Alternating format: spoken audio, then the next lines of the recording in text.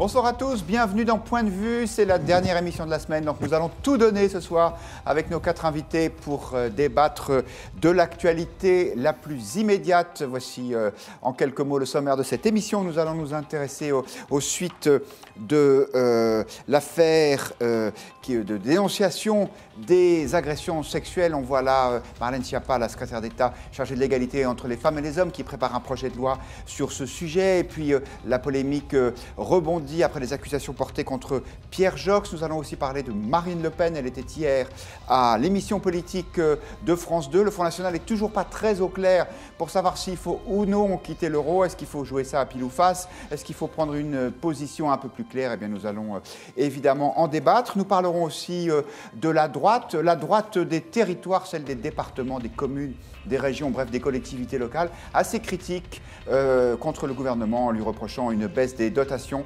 Ça concerne Laurent Wauquiez, que vous voyez ici, le président de la région Auvergne-Rhône-Alpes, mais pas seulement. Et puis nous parlerons d'art contemporain. Une fois n'est pas coutume, avec la FIAC, le grand rendez-vous de la profession qui s'est lancé hier, c'est au Grand Palais, et ça se passe jusqu'à dimanche. Bonsoir à nos 4 invités qui ont accepté d'être avec nous. Bonsoir Benjamin Grange, vous êtes le président de Dentsu Consulting. Votre spécialité, c'est la réputation, la notoriété des entreprises, en particulier sur Internet, mais pas que. Bonsoir Hervé Nathan. Bonsoir. Directeur adjoint de la rédaction de Marianne. En couverture de Marianne cette semaine, un dossier exceptionnel sur vos 20 ans. C'est à peu près votre âge, cher Hervé, donc on est très heureux de vous souhaiter un bon anniversaire à vous et surtout à votre magazine. 20 ans d'articles de Marianne, dont certains de signatures qui nous sont familières, comme Natacha Polony, par exemple, mais pas seulement. Bonsoir Laurence de Charette. Bonsoir. Vous êtes la directrice de la rédaction du Figaro.fr. Le site internet du Figaro. Et bonsoir Judith Weintraub, journaliste à la rédaction du Figaro Magazine dont je montre la couverture puisqu'il est depuis ce matin dans les kiosques. Nous sommes intéressés aux relations parfois difficiles ou plus exactement addictives entre les enfants et les écrans. Peut-on les sevrer de ce genre de pratique? Est-ce souhaitable? Comment faire? Eh bien, on essaie de répondre à cette question dans notre numéro. Mais ça n'est pas l'objet de Point de Vue ce soir. On va donc s'intéresser d'abord à l'affaire grave de harcèlement sexuel. Vous savez que les déclarations, les révélations se multiplient. Il y a eu cet hashtag Balance ton porc où des femmes victimes d'agressions sexuelles dénoncent leur agresseur. Il semblerait qu'il y ait un consensus sur la nécessité de ce genre de dénonciation. Consensus en tout cas politique, à gauche, mais aussi à droite. Je vous propose d'écouter ce qu'en disait ce matin Nicolas Dupont-Aignan, le président de Debout la France. C'était sur France Info. J'ai vu l'omerta dans mon département à ce point. Je l'ai vu. J'ai été l'un des seuls candidats à la présidentielle à proposer des mesures radicales sur le harcèlement. Peine plancher. Enfin, il y a une prise de conscience dans notre société. Alors, tous les responsables politiques parlent d'une voix sur ce sujet. Il y avait Bruno Le Maire qui avait dit qu'il était plutôt contre ce genre de pratique, c'est-à-dire des dénonciations. Et puis ensuite, il a rétropédalé en disant « mais non, j'ai été mal compris ». Judith Weintraub, on pense forcément la même chose sur un sujet comme celui-là? Ou bien est-ce qu'il peut y avoir des nuances, non pas sur le principe de la condamnation des agressions sexuelles, mais sur le moyen de les dénoncer? Alors, toute nuance sur cette campagne, dont le hashtag, je le rappelle, c'est « Balance ton porc », est perçue comme une tentative de banalisation des faits de harcèlement, agression sexuelle, viol. Donc, c'est quasiment impossible.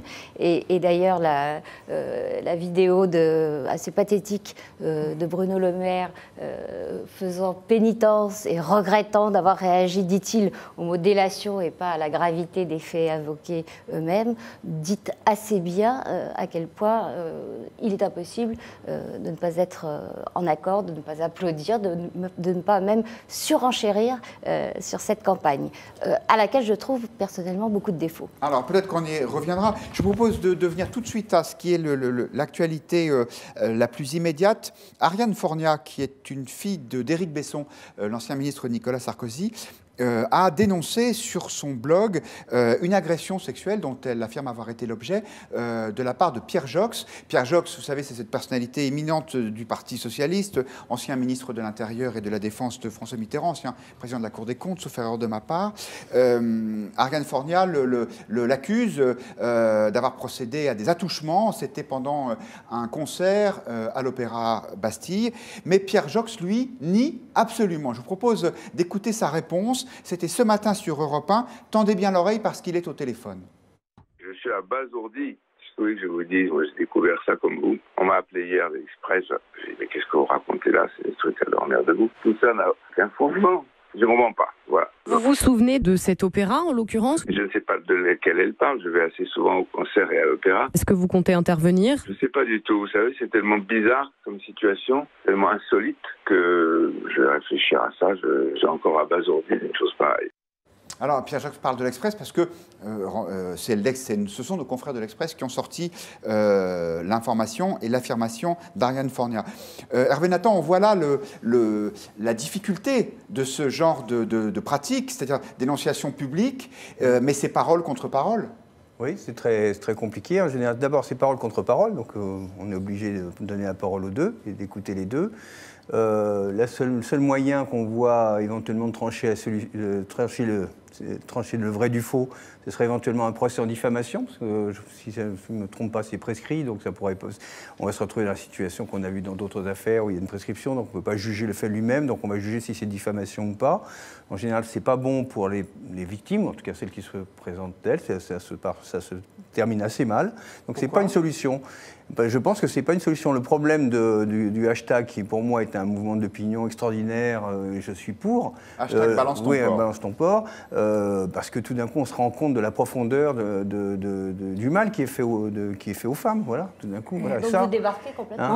Non, on débarque pas complètement, mais ce que je voulais souligner, c'est qu'à un moment, il y a une forme d'impasse. C'est-à-dire que c'est un mouvement d'opinion. Et ça permet de poser le problème, parce que peut-être qu'on ne le pose pas assez souvent. Et c'est sans doute ça qui, à mon avis, est un problème. Mais moi, je pense que par ailleurs, il y a la judiciarisation. Il y a des limites à ça. D'abord parce que c'est très difficile pour les victimes. Ça ne se termine pas forcément bien. Pour le moment, les tribunaux ne sont pas forcément favorables. Regardez ce qui est arrivé. Il y a une histoire à l'Assemblée nationale. Elle est terminée. Et maintenant, c'est le député homme qui porte plainte pour diffamation, parce que comme c'est prescrit, donc maintenant on peut même plus penser. Voilà, on peut même plus en parler. Par ailleurs, moi, puisqu'on a fait un dossier là-dessus, moi il y a quelque chose qui m'a un peu interloqué, c'est qu'il y a une demande de judiciarisation énorme et donc de sanctions, de répression très forte, c'est sans doute justifié, et il y a une permissivité de la société et des pouvoirs politiques sur un certain nombre de choses qui sont pour moi des faits générateurs du harcèlement sexuel. Je parle de la pornographie sur Internet. Je signale que les enfants arrivent à accéder à 8 ans, 9 ans, 10 ans, 11 ans. Ils accèdent à la pornographie sur Internet. On ne va pas faire un tableau sur ce que c'est que la pornographie sur Internet. C'est un appel au viol. C'est de dire le corps des femmes est disponible aux hommes. C'est grosso modo ça. C'est des vidéos de 3 minutes. Comme dans beaucoup de chansons de rap. Voilà, hein. Comme dans beaucoup de chansons de rap oui, peut-être le rap aussi. Oui, non, mais je ne vais pas. Voilà. Donc il y a, en tout cas, il y a des lois en France sur la protection des mineurs. Attendez, il y a des lois en France. Et ça, on ne les applique pas. Le professeur Israël Nizan, qui est le gynécologue obstétricien, président du Collège français des gynécologues obstétriciens, ça fait des années qu'il alerte là-dessus. Il a essayé d'alerter les pouvoirs publics. Personne n'a rien fait, parce que ça, c'est pas chic. C'est pas bien, c'est pas chic d'aller regarder ce qui se passe sur Internet, et surtout de dire on va verrouiller. Il demande un truc très simple. Il dit il n'y a qu'à exiger le paiement à la première image, en disant à la première image pornographique, pour la voir, il faut donner son numéro de carte bleue. Ça, ce serait efficace, c'est très simple à faire. C'est beaucoup plus simple qu'on ne pense. Et ça, personne ne le propose. Tiens, tout d'un coup, il n'y a plus personne. Mais il y a une génération entière qui est en train d'apprendre sur Internet qu'on peut violer les femmes et que ça leur fait du bien, parce que c'est ça ce qui se passe sur Internet. Laurence de Charette. À mon avis, ce que vous expliquez souligne à quel point ce hashtag, finalement, est inapproprié. Ou en tout cas, il est réducteur, il est vexatoire et confiscatoire. Alors d'abord, évidemment, la réalité des chiffres, elle existe, et on l'a encore souligné, nous, dans le Figaro aujourd'hui, c'est-à-dire une femme sur deux a déjà été confrontée au problème. Donc le phénomène de société, il existe. Maintenant, la question, c'est est-ce que ce hashtag, c'est la bonne façon de lutter? À mon avis, il est vexatoire, pour les hommes évidemment, mais pour les femmes également. Confiscatoire, d'ailleurs la personne Pourquoi qui vexatoire pour les femmes? Ça nous présente comme des victimes. Des victimes par destination Oui. et de façon un peu obligatoire et systématique. Et c'est assez infantilisant comme nom. Et d'ailleurs, la personne qui a lancé ce hashtag dit elle-même bon, je sais que c'est pas très élégant, je l'ai lancé comme ça. Et donc, il est. D'ailleurs, les Américains se sont contentés de moi aussi. Peut-être que moi aussi serait mieux que balance ton porc.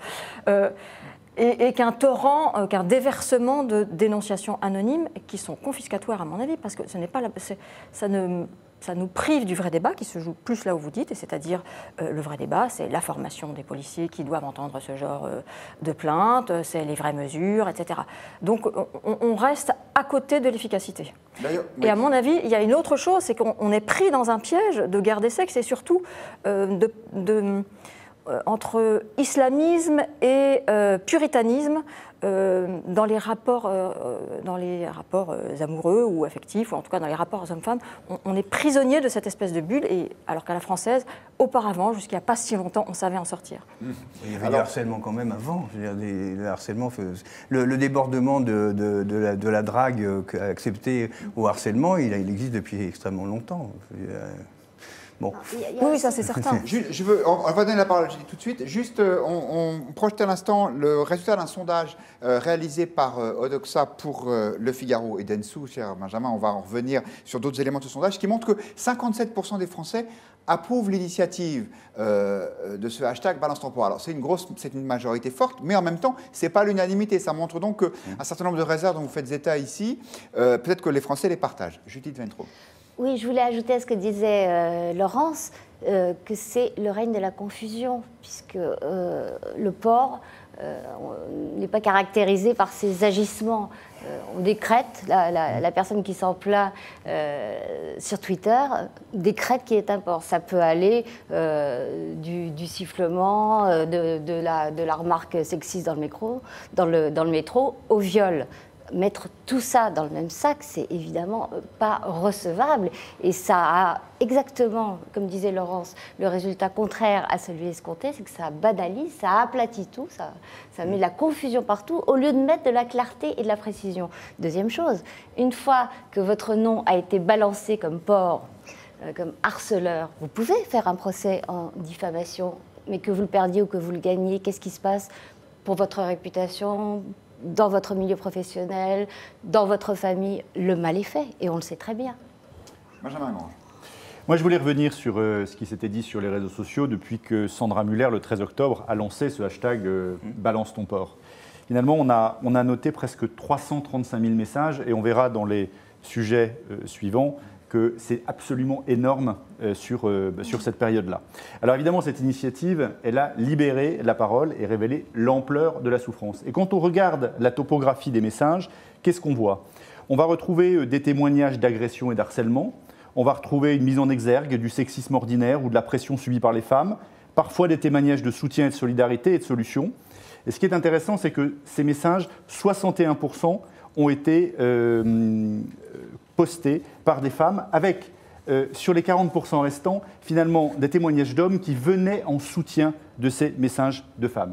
Donc, par là même, ça rejoint ce sondage que nous avons réalisé hier, où on disait que cette question du harcèlement sexuel et des agressions est un problème important pour 91% des Français.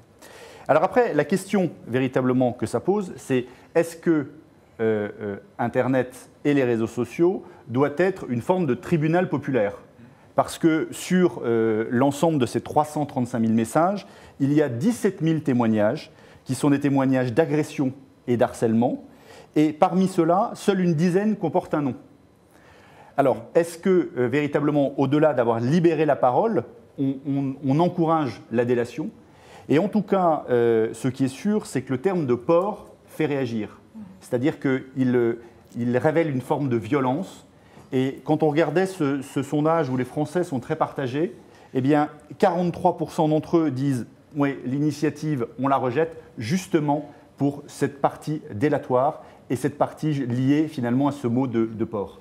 Et en même temps, la délation, ça dépend où? Parce que est-ce que c'est le lieu de la délation et surtout le lieu de nommer son agresseur? Est-ce que c'est le... Exactement. Alors, et ce qu'il faut dire aussi, c'est que dans le même sondage donc, réalisé par Odoxa pour Le Figaro, France Info et Dentsu, il y a la moitié des femmes qui disent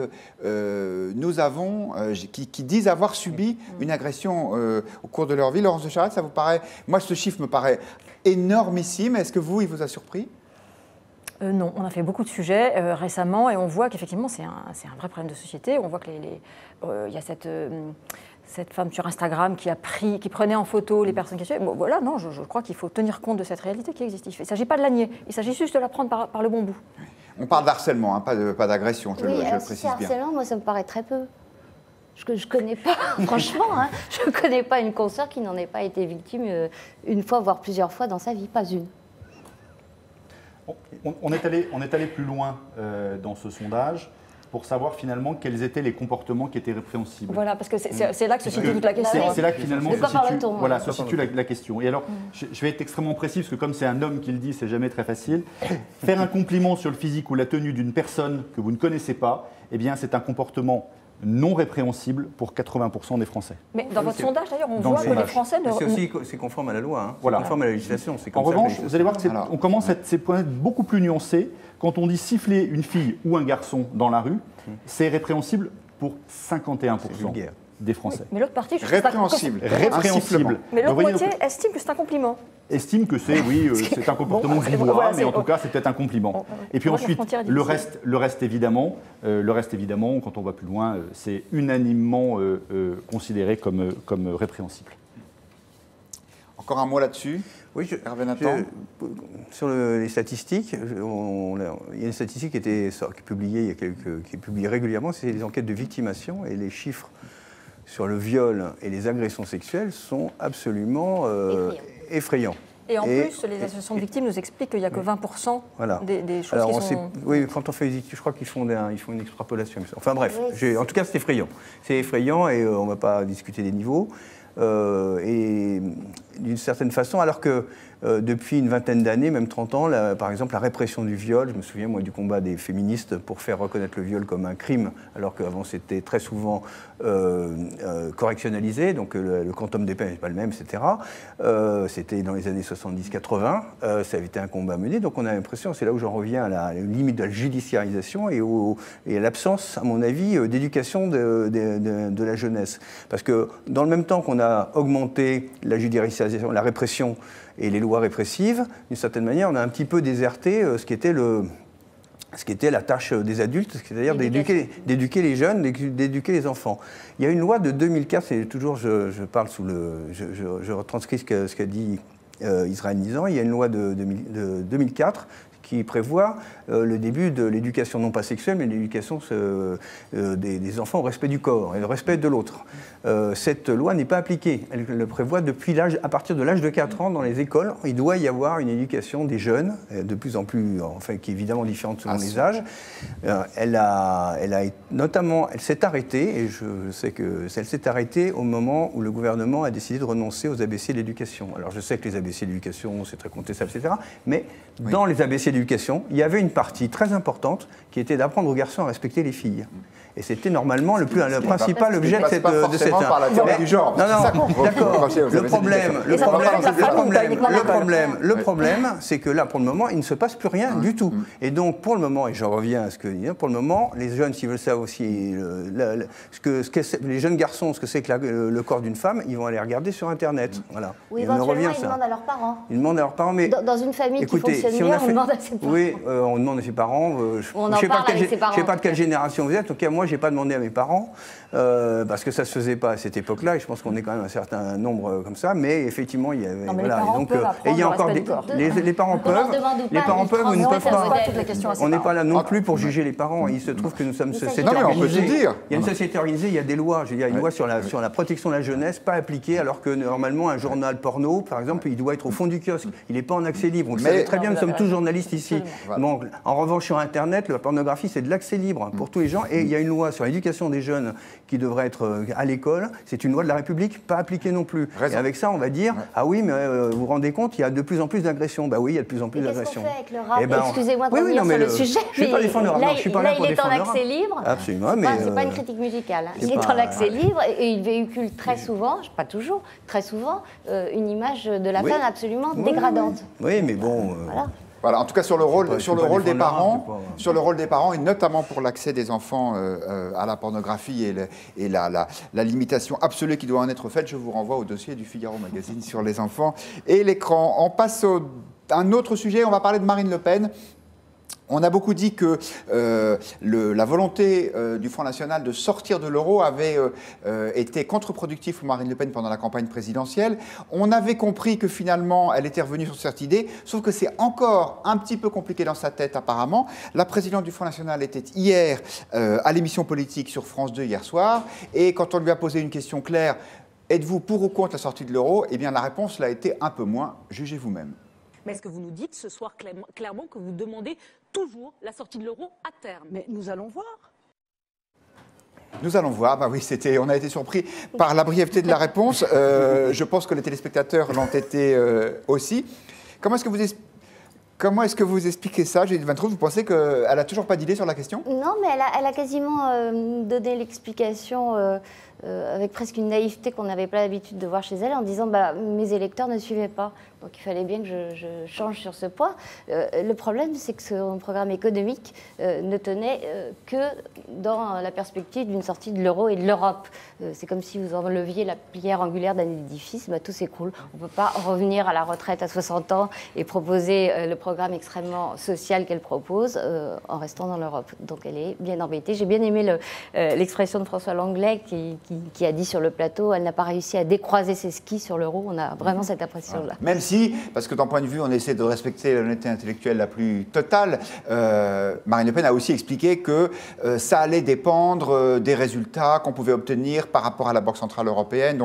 Donc elle a un peu plus développé son propos, même si, encore une fois, elle semblait assez peu décidée sur la conduite à tenir. Valentin Pilate du Figaro.fr nous a rejoint. Bonsoir Valentin. Qu'est-ce qu'on dit sur les réseaux sociaux des déclarations de Marine Le Pen sur ce sujet? Alors, c'est un flop sur l'audience, mais c'était aussi un flop sur les réseaux. Oui, flop sur l'audience, c'est qu'il y avait moins de monde à l'émission politique d'hier que, par exemple, dans celle d'Édouard Philippe, le Premier ministre. Voilà, exactement. Et si on compare l'audience, tout comme les tweets, par exemple, qui ont eu hier soir, on en a eu seulement 23 000 hier avec le hashtag l'émission politique. Vous faites concurrence à Benjamin Grange, là, en principe. C'est lui qui nous révèle tout ça. On verra si vos chiffres sont raccords. Benjamin, je vous vole vos chiffres. Voilà, donc c'est 3 fois moins que Édouard Philippe le 28 septembre dernier. Donc sur cette émission, on retrouve celles et ceux qui diront c'est bien, c'est pas bien, quelques tweets ironiques. Et les patriotes, c'était la première fois pour eux d'avoir l'occasion vraiment de s'exprimer sur le sujet. Les patriotes, c'est les amis de Florian Philippot. Les amis de Florian Philippot. Donc la majorité des tweets sont quand même négatifs, il faut le dire, mais mon naturel optimisme et positivisme fera que je commencerai avec les tweets positifs. C'est la communauté des fans, à commencer par Léa, une Marine calme mais ferme, claire, honnête et reposée. Très bonne prestation de Marine, bravo, nous dit-elle. Sur l'euro, vous avez même Laetitia qui défend Marine Le Pen. Je n'ai jamais eu peur de sortir de l'euro. Place aux commentaires un peu plus sévères. Sur le site internet du Figaro, notamment Brigadon, le 7 mai 2017, elle a raté un rendez-vous important avec les Français, mais il ne se reproduira plus. Et son relookage souriant et apaisé ne changera rien, nous dit-elle. Quand c'est l'heure, après, c'est trop tard. La surenchère de rôdeurs, toujours sur le site internet du Figaro. Le FN est inaudible depuis la présidentielle.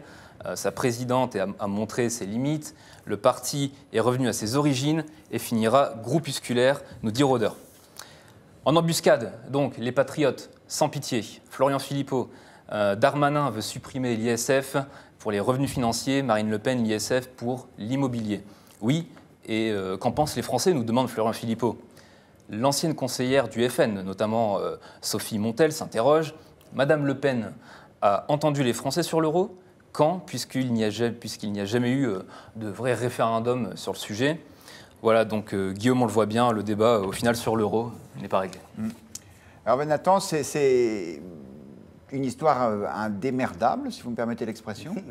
Non, mais d'une certaine manière, la démonstration est faite hier soir que que la cohérence, que Florian Philippot incarne vraiment, pour moi, la cohérence du programme économique parce et que voire lui, politique. il sort de l'euro, point. Mais non, mais parce qu'à partir du moment où vous êtes un parti nationaliste, parlons des choses comme elles sont, pour moi, c'est un parti nationaliste. On dit souverainiste, c'est un parti nationaliste. La nation, à partir du moment où vous voulez une nation, la cohérence veut que vous ayez une nation, des frontières et une monnaie. Enfin bon, elle l'a déroulée.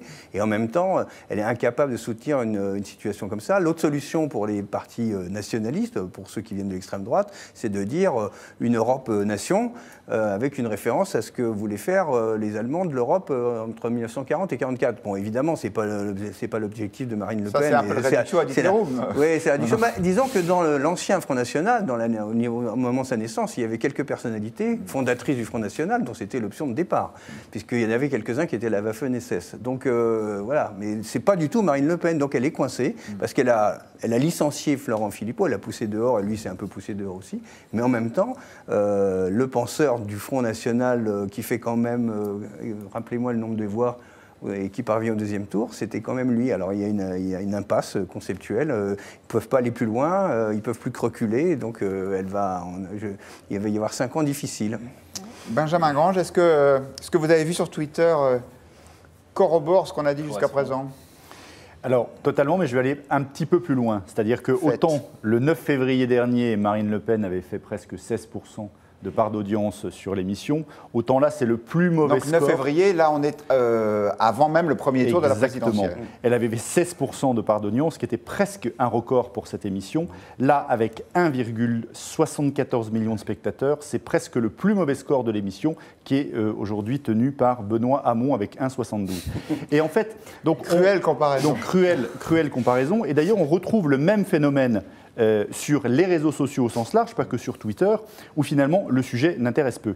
À la fois Marine Le Pen, mais également la manière dont elle a fait ce changement de pied, si on peut s'exprimer comme ça, sur l'euro, avec seulement 2000 messages pendant l'émission, entre 19 et 22 heures, ce qui est à peu près 50% de ce qui s'est passé sur la semaine, c'est-à-dire en d'autres termes très peu, en comparaison des sujets qu'on a évoqués juste avant.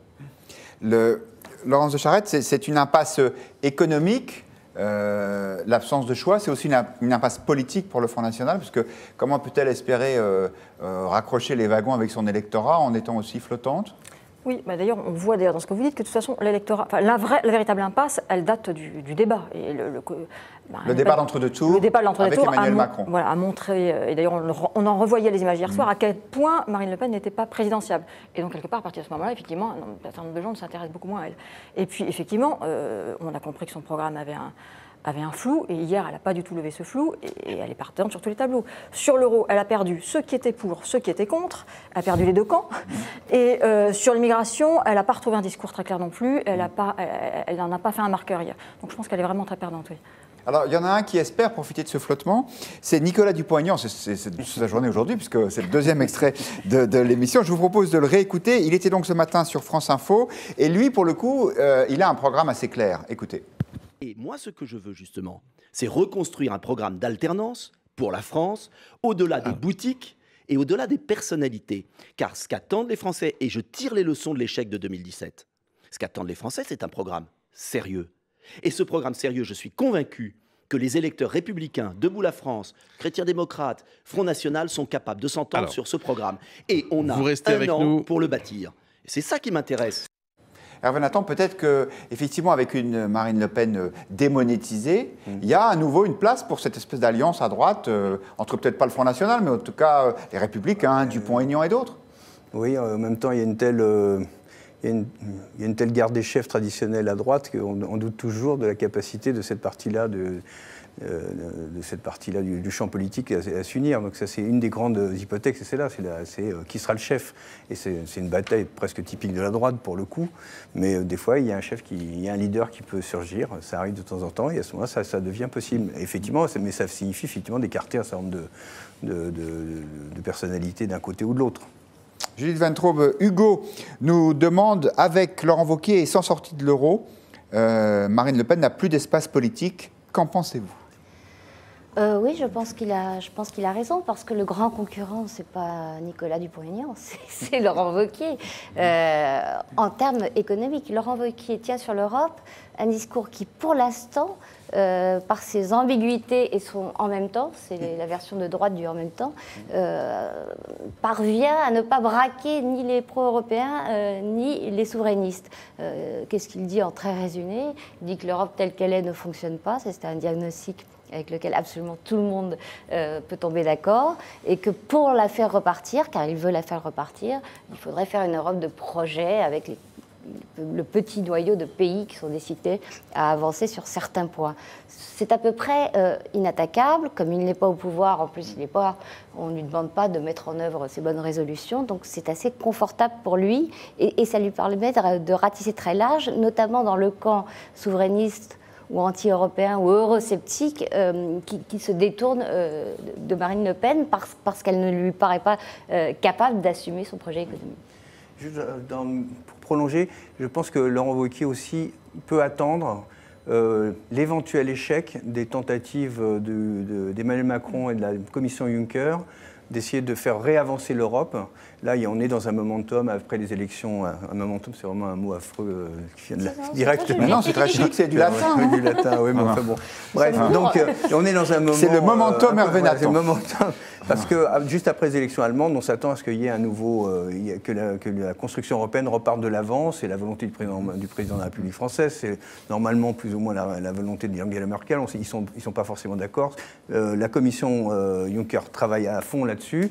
Mais ça peut très bien échouer d'ici 1 an ou deux, peut-être dans 2 ans. Ben, tout ça, on s'apercevra que ça n'a rien donné. On aura peut-être un accord sur les travailleurs détachés dans la semaine prochaine, mais bon, sur la zone euro, peut-être qu'on n'arrivera pas d'accord. On est absolument dans le brouillard. On ne sait même pas quels seront les termes que Angela Merkel, qui est en train de négocier sa coalition de gouvernement, absolument. Et peut-être va choisir sur l'Europe. Le discours que Wauquiez pourra dire dans 2 ans, regardez, moi j'avais bien vu que cette Europe à 27, voire à 19 avec toute la zone euro, c'est pas possible. Et à ce moment-là, son discours sur une Europe à 6 ou 8 de noyau dur deviendra peut-être audible par l'opinion. Voilà, peut-être qu'il joue ça. Ce qui est vrai, c'est que la droite est à la recherche d'angles d'attaque contre la majorité. Alors, il pourrait y avoir l'Europe. Il y a aussi, en tout cas, c'est plus immédiat, le reproche qui est fait au gouvernement et à l'État en général de couper les vivres des collectivités locales, les communes, les départements, les régions. Et du coup, c'est bien porté à droite en ce moment d'être proche du terroir. On vient de voir des photos de Laurent Wauquiez dans la campagne. Il y a aussi le livre de François Baroin, qui était le patron de la majorité pendant la campagne législative, qui écrit un livre assez joli d'ailleurs, Une histoire de France par les villes et les villages. Et donc, à droite, on aime les territoires et on reproche à la majorité de ne pas lui donner assez d'argent. Est-ce vrai? Eh bien, évidemment, non, répond Édouard Philippe, c'est le Premier ministre et il était aujourd'hui devant l'Assemblée des départements de France. Il n'a jamais été question de baisser le volume des dépenses publiques locales, pour une raison simple, c'est que les questions que les collectivités territoriales doivent traiter ne sont pas en voie de contraction. Alors, Benjamin Grange, le sujet est un peu technique, est-ce qu'il y a une baisse ou non des dotations, mais sur le fond, est-ce que c'est un thème qui retrouve un écho chez les Français, l'idée que les territoires, les mairies n'auraient plus assez d'argent? Alors aujourd'hui, c'est essentiellement un sujet qui passionne les leaders d'opinion. Et d'ailleurs, quand on regarde dans les 7 derniers jours la manière dont les Français en parlent, c'est majoritairement soit des sites d'actualité en ligne, soit des blogs d'experts ou de gens qui connaissent véritablement la thématique. Et d'ailleurs, quand on essaye de croiser à la fois le sujet des Républicains avec le sujet des régions, des territoires, etc., on n'obtient qu'une infime partie des messages. Et donc aujourd'hui, ce sujet n'est pas encore passé dans la sphère du grand public. Peut-être que dans les prochaines semaines, ce sera le cas, mais on n'a pas encore ce niveau d'écho. La preuve, c'est qu'on en parle d'un point de vue. Laurence Charette. Alors vous disiez, est-ce que l'État s'est désengagé? Oui, l'État s'est désengagé. Enfin, clairement, il a transféré une partie des fonctions sans transférer les budgets qu'il y a avec. Mais la question, est-ce que c'est uniquement celle-là? Probablement non, parce que les régions, les collectivités locales globalement, devraient quand même prendre sur elles de se réorganiser comme l'ensemble. De faire quelques économies. De faire quelques économies. Mais malgré tout, ça n'empêchera pas que Macron, s'il ne fait pas un pas vers elle, aura l'air du président des riches et des villes. Et que c'est une histoire d'amour, finalement. C'est pas une histoire qu'une histoire de gros sous. Alors c'est intéressant parce que cet argument, on l'entend de plus en plus à droite sur le thème il est coupé des territoires parce qu'il est coupé du peuple, et il est coupé des vrais gens, du monde rural. Écoutez ce qu'en dit Guillaume Pelletier. Il est député Les Républicains et vice-président du groupe LR à l'Assemblée. La question n'est pas là. La question, c'est le peuple. La question, c'est le monde rural. La question, ce sont les petits et les sans-voix qu'on n'écoute jamais. Et je veux que tous les audacieux, tous les méritants de France soient enfin récompensés dans les quartiers populaires, dans le monde rural et partout sur le territoire national. Alors Nathan, c'est la... D'abord, il est formidablement macronien du point de vue de l'expression. C'est la manière dont il parle, on a l'impression d'avoir Emmanuel Macron avant les élections. Le problème, c'est que les élections sont passées. Donc oui, mais sur le fond, qu'il y ait une partie du pays qui soit laissée de côté par Emmanuel Macron, est-ce que c'est complètement faux ? L'autre remarque, c'est que ça me fait penser au président Mao Tse-tung qui disait qu'il fallait encercler les villes par les campagnes. Et je pense que... Feu sur le quartier général. Feu sur le quartier général. La guerre révolutionnaire consistait et c'est comme ça que Mao Tse-tung a yaillé, sauf que évidemment, les paysans chinois étaient 90% de la population à l'époque où Mao Tse-tung a pris le pouvoir en 1949. Moi, je pense que le personnel politique de droite, enfin la droite traditionnelle, pardon, notamment après les élections sénatoriales, s'est aperçu qu'elle avait encore des bases solides dans les régions, dans la ruralité, que son personnalité existait, et qu'en face, il n'y avait personne, parce qu'effectivement, il n'y a pas encore de personnel local macroniste, il faut dire macronien ou macroniste, voilà, et qu'il n'y en aura pas avant 2020. Et il n'y en aura pas avant 2020, parce qu'il n'y a pas d'élection, mais c'est les municipales qui feront apparaître ou pas un macronisme municipal. Pour le moment, il n'y en a pas, il y a quelques transfuges, mais c'est tout. Voilà, et en attendant, ils ont une vraie base, et sur cette base, le président Mao Tse-tung a dit on commence par reculer sur sa base, et puis après, quand l'ennemi recule, nous attaquons. Je rappelle, c'était dans le petit livre rouge. Moi, je pensais que Guillaume Pelletier était plutôt inspiré par Patrick Buisson que par Mao Tse-tung, mais apparemment, voilà. Heureusement que Hervé Nathan est là pour nous ouvrir les yeux. Julie de Vintraud, il y a juste un problème avec cette droite qui se fait le défenseur des territoires. Globalement, elle se fait quand même aussi le défenseur des impôts, en disant il ne faut pas supprimer les emplois dans les collectivités territoriales. Or, les électeurs, eux, ils trouvent qu'il faudrait faire des économies, peut-être y compris dans les collectivités locales. Les élus de droite n'hésitent pas à hurler à la mort quand on leur demande de prendre leur part de l'effort d'économie, alors que les collectivités locales ont été les plus dépensières, notamment en dépenses. Quand on veut supprimer les emplois aidés. Voilà, par exemple. Donc, mais ça ne la dérange pas d'être contradictoire. En fait, tout ça est l'application in vivo du formidable livre de Christophe Guilluy, qui est le livre de chevet de tout politique qui se respecte sur la France périphérique. Et d'ailleurs, cette expression de France périphérique est dans tous les discours. On a cité Laurent Wauquiez, on aurait pu citer Valérie Pécresse, dont le nom colle pas. On ne pense pas forcément à la campagne quand on imagine Valérie Pécresse, présidente de la région Île-de-France, même s'il y a la campagne en Île-de-France. Oui, tout à fait. Enfin, bon, c'est pas l'image qui vient. Donc, il y a vraiment une politique du créneau. Effectivement, c'est image contre image. Emmanuel Macron, le candidat, puis le président des villes mondialisées, et qui laisse en déshérence des territoires qui sont déjà très défavorisés en termes de politique sociale notamment. On a versé beaucoup plus pendant des décennies dans les quartiers pauvres urbains que dans les territoires que dans les territoires ruraux. Ça, c'est une réalité économique, et la droite, qui se voit piquer l'essentiel de son programme économique, macroéconomique par Emmanuel Macron, est bien contente de trouver un sujet de rechange et qui correspond à ses bases électorales. Parce que quand vous regardez les députés qui ont sauvé leur peau, c'est beaucoup dans ces territoires-là. Est-ce que, Laurence de Charette, on peut aussi faire l'opposition peut-être entre la France urbaine et puis la France rurale, et puis la France des nantis, avec le président des riches, contre ceux qui seraient laissés sur le côté? En tout cas, du côté de la gauche, c'est un ressort qu'on utilise assez volontiers, la France insoumise notamment. Oui, d'ailleurs, hier, Marine Le Pen faisait du sous-Mélenchon sur ce sujet. Oui, c'est vrai qu'au Front National aussi, ce n'est pas un monopole de la gauche. Voilà, c'est plus un monopole de la gauche, et donc c'est effectivement... c'est c'est un argument qui porte énormément et qui trouve son parallèle, ce qu'on disait, avec la France de la ruralité et la France des villes, de la mondialisation, etc.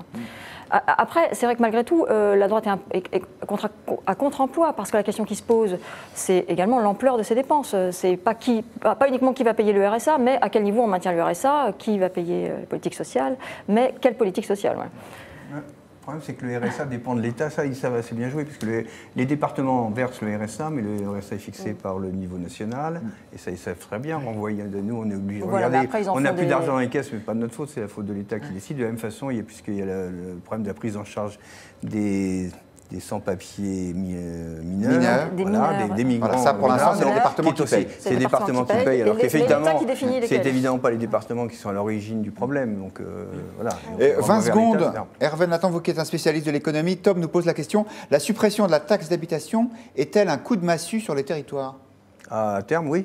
À terme, oui, parce que normalement, l'État doit compenser les exonérations. Il a promis, mais la promesse, c'est quoi? C'est de laisser, la promesse va consister, on va s'en apercevoir très vite, à dire je garantis les sommes telles qu'elles étaient versées en 2017. Oui. À partir de 2018, les dépenses. C'est la baisse de la hausse. Voilà, c'est la baisse de la hausse. En 2017, 2018, 2019, en 2017, 2018, il y a l'inflation, les services coûtent de plus en plus cher, etc. Il faut les rendre. Alors on fera une émission spéciale sur la baisse de la hausse, parce que c'est quand même assez compliqué. C'est assez simple à comprendre. Donc on va figer, on va cristalliser, comme on disait dans le temps. On va figer une somme telle, et imaginons 9 milliards d'euros, c'est 9 milliards, ce ne sera pas 9 milliards plus l'inflation. Or, l'inflation touche aussi les collectivités locales. Il y a peut-être une question plus importante que celle même du niveau des ressources, parce que là, on ne sait pas. On ne sait pas si l'État va vraiment respecter sa promesse ou pas. C'est l'autonomie. Oui, quoi qu'on en dise, la suppression de la taxe d'habitation, c'est de l'autonomie financière en moins, donc de l'autonomie en moins. Et d'ailleurs, ça donne un aspect méconnu et pour l'instant pas très commenté d'Emmanuel Macron, c'est son côté finalement très centralisateur. Donc c'est le retour des Jacobins. C'est pas évident. Oui, ça peut être censuré par le Conseil constitutionnel, puisque normalement, il doit y avoir des ressources qui doivent être au moins la moitié, si je me souviens bien, c'est au moins la moitié des ressources doivent être à la disposition, elles doivent être décidées par les collectivités. C'est pas évident que certaines... c'est à cause de ça qu'elles encourent des punitions très sévères si elles ne sont pas... la sanction est à la mesure. Absolument. En tout cas, ça c'est pour leurs dépenses de fonctionnement. Écoutez, je vous propose de continuer à parler d'argent, mais dans un registre un peu différent. Peut-être savez-vous que la FIAC, qui est le grand rendez-vous européen de l'art contemporain, a ouvert depuis hier. Ça se passe à Paris, au Grand Palais. C'est jusqu'à dimanche. L'art contemporain, c'est un sujet qui est dans l'air du temps, mais de façon un peu critique en ce moment. Il y a un film qui a obtenu la Palme d'Or à Cannes qui s'appelle The Square et qui sort cette semaine et qui est une satire de l'art contemporain et de l'humanisme occidental bon teint, des bons sentiments. Je crois que c'est un très bon film. En tout cas, le Figaro Magazine a adoré, donc c'est une raison probablement suffisante pour y aller. L'art contemporain, c'est un sujet qui vous branche, Laurence de Chalarette, vous aimez ça? Alors moi, je regrette beaucoup de ne pas avoir vu le film parce que j'ai lu notamment ce passage qui m'a beaucoup amusé sur... ce qui m'amuse beaucoup, c'est le terme de performance, que je trouve un terme un peu... pas du tout artistique, c'est une espèce de novlangue appliquée à l'art, et aujourd'hui on fait des performances, et cette performance à Miami où en fait une jeune femme a agressé une autre dans un musée, tout le monde a cru que c'était une performance et personne n'est intervenu. Voilà. Oui. J'ai envie de voir cette scène dans le film. Et en même temps, ça réécrit un petit peu les codes de l'art, et ça peut-être c'est intéressant. Je vous propose de voir une image. Il y a une très belle exposition en ce moment à la Fondation Vuitton avec des œuvres du Musée d'art moderne de New York, le MoMA. La plupart de ces œuvres sont absolument incontestables, entre guillemets. Il y en a d'autres qui sont intéressantes. À votre avis, qu'est-ce que c'est ça? C'est des billes? Eh bien non, ce ne sont pas des billes, ce sont des bonbons. Alors en fait, ce sont des bonbons emballés individuellement. Dans du papier cellophane, et le spectateur est invité à prendre un bonbon, une idée ici fondamentale puisqu'elle implique la disparition progressive de l'œuvre. Alors c'est à la fois amusant, peut-être un petit peu dérisoire, ça vous tente, ça, Benjamin Grange, vous en avez des œuvres comme ça chez vous? Non, j'en ai pas totalement. Par contre, ce que je peux vous dire, c'est que c'est ce que les internautes disent de la FIAC aujourd'hui. il y a pratiquement 25 000 messages. C'est pas énorme. Et sur ces 25 000 messages, on a beaucoup de choses qui sont assez neutres parce qu'on met en avant les œuvres, les expositions, etc. Donc finalement, quelque chose d'assez bon teint et d'assez commercial. Et puis à côté de ça, on va trouver quelque chose qui est le pavé dans la mare. Vous savez, il y a toujours l'histoire de la polémique. C'est le fameux domesticator, qui, rien qu'en soi, arrive à presque faire converger 5000 messages en disant qu'est-ce que c'est que ce domesticator, la polémique autour où est-ce qu'on va le mettre, le fait que les musées, le Louvre est refusé, que Pompidou l'accueille, etc. Et qu'est-ce que veut dire ce domesticator. Donc finalement, en marge de tout ce qu'on dit sur la FIAC, il y a toujours quelque chose qui va finalement faire parler. Le domesticator parce que... Ah bah non, je vais laisser sur le... Ah bon, ça c'est du... une photo surtout. C'est du teasing. Alors voilà, alors vous prenez nos réalisateurs par surprise, on va essayer de trouver l'image, mais en attendant, on peut parler d'un autre pan de ce sujet. Et ben, c'est l'argent, parce que la FIAC c'est aussi un marché, et l'art contemporain c'est aussi parfois de la spéculation, en tout cas de l'offre et de la demande. Je vous propose d'écouter ce qu'en dit notre confrère Jean-Gabriel Frédet, journaliste et auteur du livre Requins, caniches et autres mystificateurs. C'était au micro de Marie-Laetitia Bonavita. On écoute. Les grands perdants, ce sont ceux qui oublient qu'une œuvre d'art, c'est quelque chose de périssable, qu'elle reflète un goût et qu'elle n'atteint pas nécessairement l'universalité. Et que ce qu'ils ont acheté très très cher, aujourd'hui, il n'est pas du tout certain, malgré les conseils des art advisors et de leurs marchands, il n'est pas du tout certain que dans 10 ans, dans 15 ans, le Kunz ou le Murakami ou le Catlan qu'ils ont acheté aura la même valeur. C'est un marché qui repose sur la croyance, et la croyance... Voilà.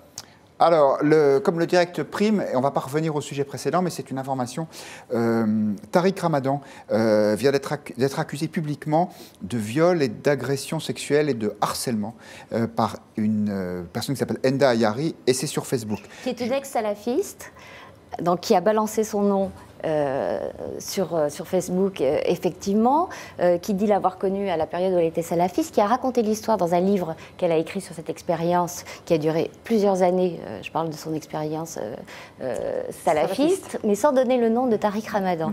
Et là, comme elle a suscité des réactions contrastées, et notamment de gens qui lui disaient bah, « prouvez-le », elle porte plainte. Donc on va avoir des débouchés judiciaires. Et on va revenir sur ce sujet des agressions sexuelles dans le focus qui suivra immédiatement cette émission avec Ariane Lecoeur et Jean-Marc Leclerc. Je reviens à l'art contemporain, même si le direct prime. Oui, Hervé Nathan, on disait l'art contemporain, c'est de l'art, c'est aussi de l'argent. C'est surtout, là, la FIAC, c'est surtout de l'argent. L'art est très très loin de la FIAC.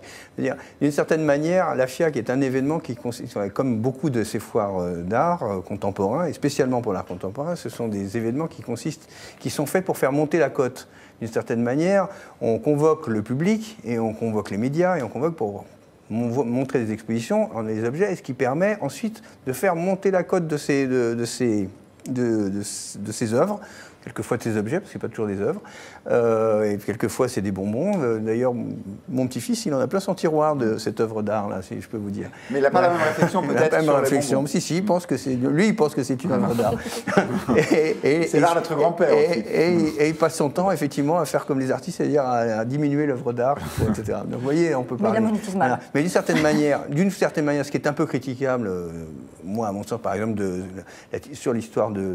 Comment elle s'appelle cette domesticateur. C'est qu'en fait, domesticateur, c'est comme ça qu'il faut comprendre domesticateur. De la même façon, on vient l'installer maintenant pour créer un événement. Donc pour faire un événement, on crée une provocation, parce que le domesticateur, c'est quand même assez obscène, en fait, quand on regarde. On montrera, apparemment, la régie. La régie aussi, mais les gens...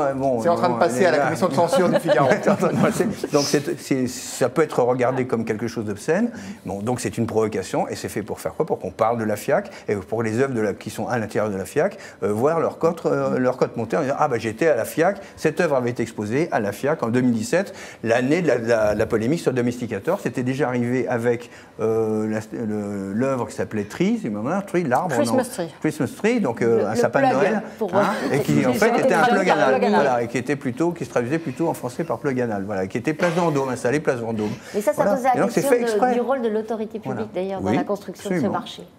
parce que Jeff Koons, dont parlait Frédé dans le court extrait que vous nous avez passé, lui a profité à plein des commandes de Versailles notamment. Il a exposé à Versailles. Voilà, et ça a fait monter sa cote. Dirty Corner, et aucune féministe n'a protesté. Et une des spécialités de l'art contemporain, sous prétexte de revisiter les œuvres d'art anciennes, que nous reconnaissons forcément comme œuvres d'art anciennes, c'est de se poser à côté, c'est d'occuper les lieux publics où sont les statues des œuvres que nous reconnaissons comme celles d'artistes importants. C'est la Renaissance. Moi, je suis allé à Florence, et à Florence, à côté du David de Michel-Ange, il y avait une statue atroce de Jeff Koons, qui était dorée sur tranche, comme on peut imaginer du Jeff Koons, et effectivement, il est resté jusqu'au moment où il y a eu une offre d'achat. Voilà, elle est restée sur la place de la Signorat, la seule place de la Seigneurie, un endroit mondialement célèbre. Elle est restée jusqu'au moment où quelqu'un a mis suffisamment d'argent pour acheter l'œuvre de Jeff Koons, qui était à côté du David de Michel-Ange. Voilà. C'est comme ça que ça fonctionne. Oui. Et en même temps, Laurence de Charette, vous n'échapperez pas à cette question. Non, c'est pas encore le domesticator. On se préviendra. Voilà, le domesticator. Il est à l'antenne. C'est donc merci à la régie pour sa réactivité. Donc en fait, c'est une construction contemporaine, apparemment assez banale, sauf que vous pouvez y voir autre chose. Je laisse ça à la réflexion de nos internautes. Oui, je voulais vous poser la question, Laurence de Charette. En fait, ce débat, il a toujours eu lieu dans l'art. Dès qu'il y a quelque chose de nouveau, on dit « Ah, mais c'est commercial, c'est fait pour choquer », et puis ensuite c'est accepté. Oui, c'est vrai, mais enfin, la FIAC a peut-être est coutumière de ces scandales. Et je ne sais pas si on peut résumer l'art à des scandales. En tout cas, ces derniers événements, parce que je ne sais pas s'il faut appeler ça des expositions des arts, comment on appelle ça déjà, des performances. Ah, je cherche le bon vocabulaire, des performances, c'est ça que je cherchais. Nous ont montré qu'à chaque fois ce qu'on traitait, c'était quel était l'objet. On a traité beaucoup de l'insignifiant, des aspirateurs, ou bien de l'absurde, ou encore on voit un grand appétit pour le scatologique ou le pornographique. Et la question que ça pose, c'est finalement, est-ce que si l'art ou l'art contemporain, l'objet, c'est de nous montrer l'âme du monde, comme dit le directeur du musée d'art contemporain, est-ce qu'on voit mieux l'âme du monde à travers la Pietà de Michel-Ange ou à travers le plug anal de McCarthy ? Eh bien, c'est une question proprement existentielle posée par Laurence de Charette. Je vous laisse le week-end pour y réfléchir. Point de vue qui est une performance en soi est terminé pour ce soir, mais on se retrouve lundi. Merci.